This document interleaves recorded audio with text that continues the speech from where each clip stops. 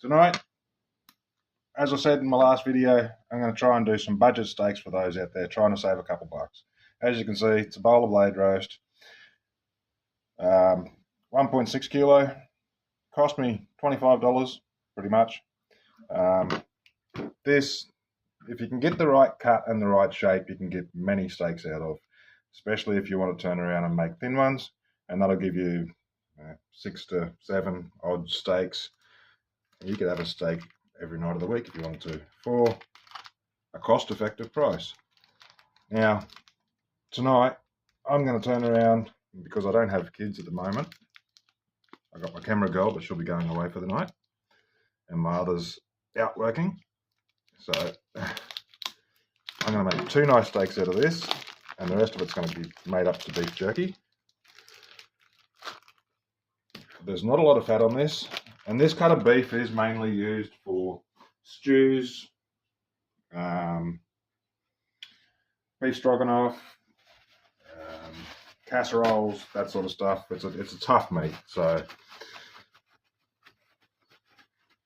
it does need a bit of care to be able to cook it and get a nice steak to come out of it.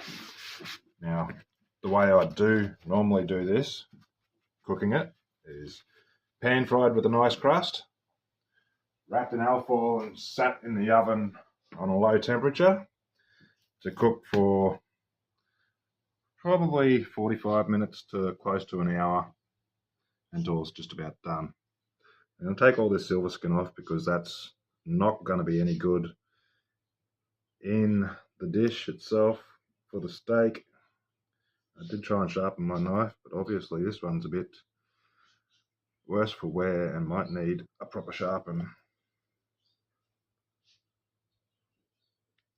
Get this trimmed, and then I'll steak it, salt it, and dry brine it in the fridge for a couple of hours before we cook it off tonight. The dry brining will help draw out any extra moisture to get that nice crust on it, and it'll also penetrate into the meat and just give it a nice subtle salty beef flavour.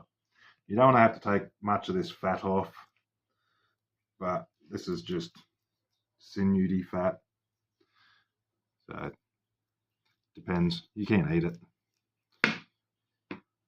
It's up to you how you want to make it look, but I do like presentation wise on a nice steak, especially for a cheap steak.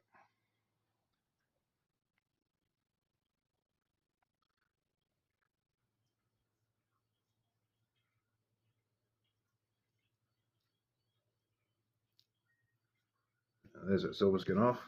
Now, another way to make nice steaks out of this is stick this in the freezer for a little while, a couple of hours, just to get it nice and firm. And with this particular cut, for this specific cut, I'd actually stick it in the freezer like that. So that way when you pull it out, you've got a nice flat edge for a beautiful steak on the side.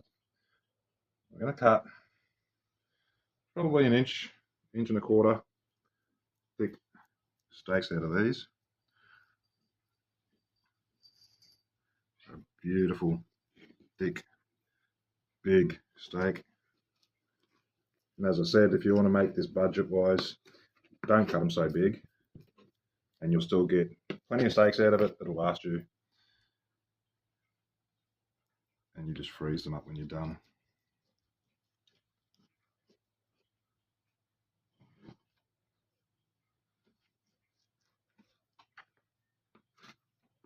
There we go, 2 beautiful looking steaks. The trimmings, I'll sort that out later. I'll chop that up finer for pets. That bit can go on that plate. That'll go back in the fridge and I'll deal with that later. That'll be my jerky. And this stuff right here. There. Just going to salt this now and then stick it in the fridge. Now, be generous with the salt. It'll help draw the moisture out. It won't be super salty, so don't be scared about putting a nice amount of salt on it.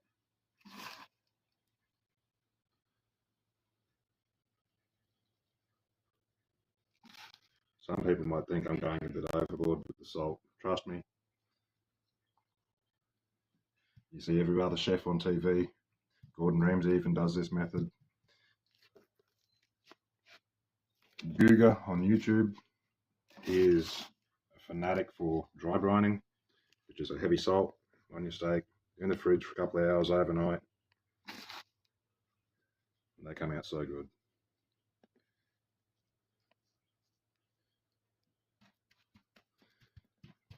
So now they're all done. Them on my tray. I've got cracked pepper for my steak for later. That's already sorted. Don't they look great, folks? So these are going to go in the fridge for about 2-3 hours maybe, at least 2 hours. And then we'll be back and pan fry them, wrap them and let them slow roast in the oven basically. And they'll be nice and tender, maybe to a medium. If you want to cook less, I'd probably suggest a different cut of beef. These things, yeah, like I said, best for beef stews, casseroles, that sort of stuff. But you can still make a really nice budget steak out of these guys. That's what I thought I'd show you. For those that are wanting to put a little bit extra into their budget or save a few dollars, even for those that are leaving home for the first time and want to have a steak every couple of nights, this is a good way to do that. So we'll stick these guys in the fridge and we'll be back with you when we're ready to cook. Alright guys, so it's been a good 3 hours in the fridge. I've just turned the steaks because I've had the other side dry. I'm going to repeat the process. Pat dry. Take up any of that moisture because that'll stop it from getting a nice crust.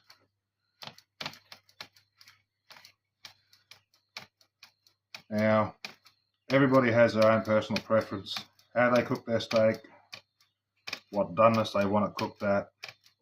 I can't tell you exactly how because I'm not a professional myself on how to do it to the right time, but the way I cook it usually comes out pretty good for the people I feed.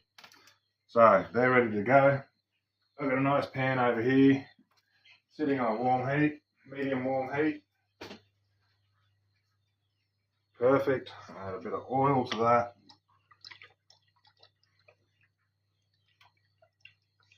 That'll help the crust. That's a bit of extra virgin olive oil. And we're just going to go straight into the pan, away from you, and then not touch it for a few minutes. Wait, look, no, and not touch it. As you can see, some salt, dry brining it in the fridge. It draws out moisture from the steak just to help get that steak to become delicious.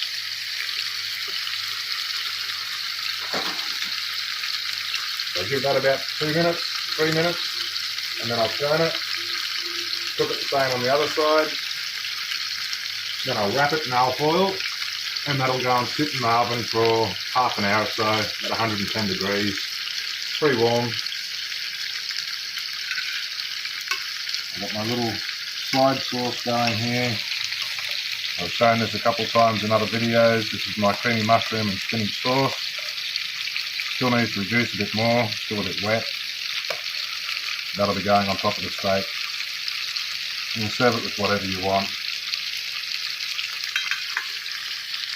So I'll get these going. I'll get back to you shortly when I go to flip them, just to show you the crust that I'm trying to talk about. And then I won't worry about showing you taking them out, wrapping them, putting them in the oven, but I'll show you once they come out of the oven and go on the plate to be served for dinner. Thanks very much guys, see you shortly. Okay, we're about to turn it over. Oh, it's a beautiful crust coming up. That's about what we're looking for.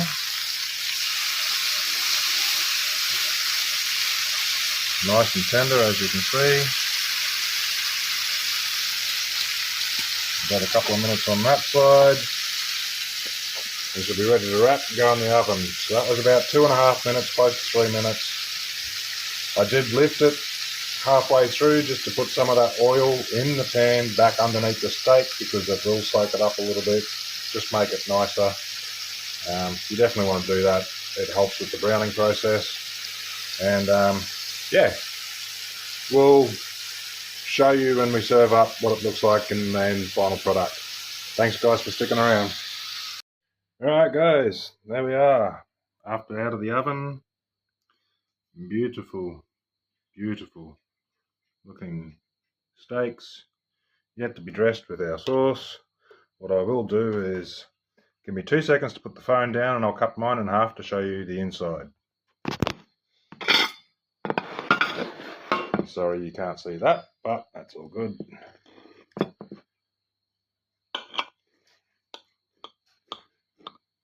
Oh.